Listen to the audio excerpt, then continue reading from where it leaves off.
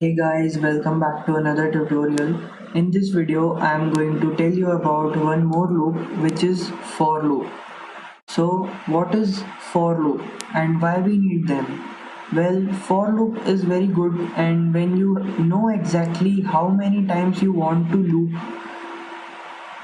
whenever we are like working with a while loop, it happened until we actually break it.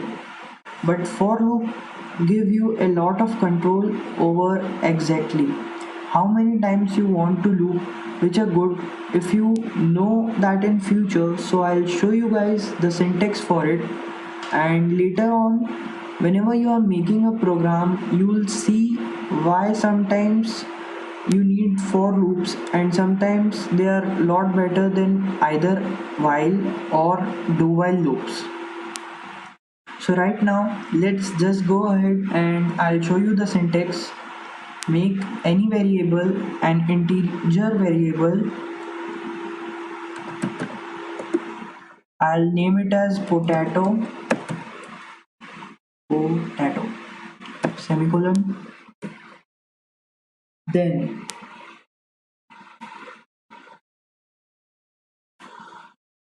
type the word for. Now the basic structure of for is basically the same as the while loop. You just use the word for or the keyword for instead a while. However, inside the parenthesis, it's gonna take three pieces of information and their code expressions.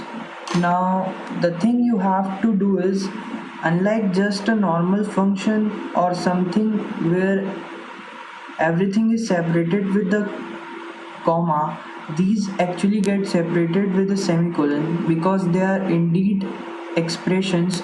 Now, the very first expression you say, where do you want to begin your loop? I'm going to begin at number 1, so that's why I'm going to put potato equals to 1 semicolon, end of first expression. Now the next expression is when do you want to end? So let's just go ahead and print out 10 numbers. So I'll say potato is less than equal to 10 semicolon, end of second expression. Now first two expressions are easy, where you want to start and where you want to end, and the last expression say how much do you want to increment by. So if we increment by 1, then it's going to print out 10 times, and if we increment by 2, it's going to print out 5 times. But here I want to increment by 1, so I am going to put potato plus plus increment operator.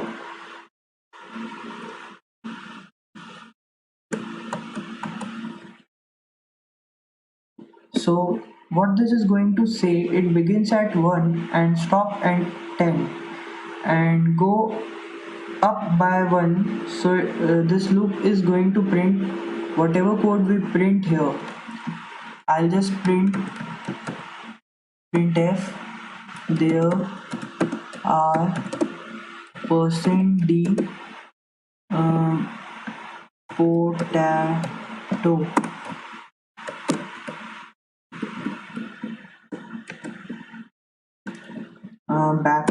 \n comma potato. This is pretty much a very simple program. If we run this,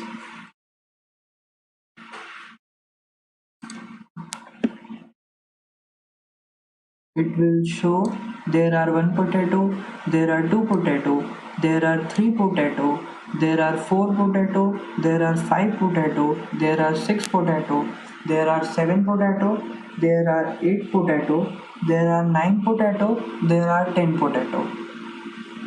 So this is how we make a program using for loop. Now I'll just give you another example. If I want to increment it by 8, so I'll just do this equals to 8. So this will increment it by 8. So if we print this, there are 1 potato, then it incremented by 8, there are 9 potato, then 17, 25, 33, 41, 49, 57, 65, 73, 81, 89, 97. So that's how we use for loop to make program. This is a very easy way to use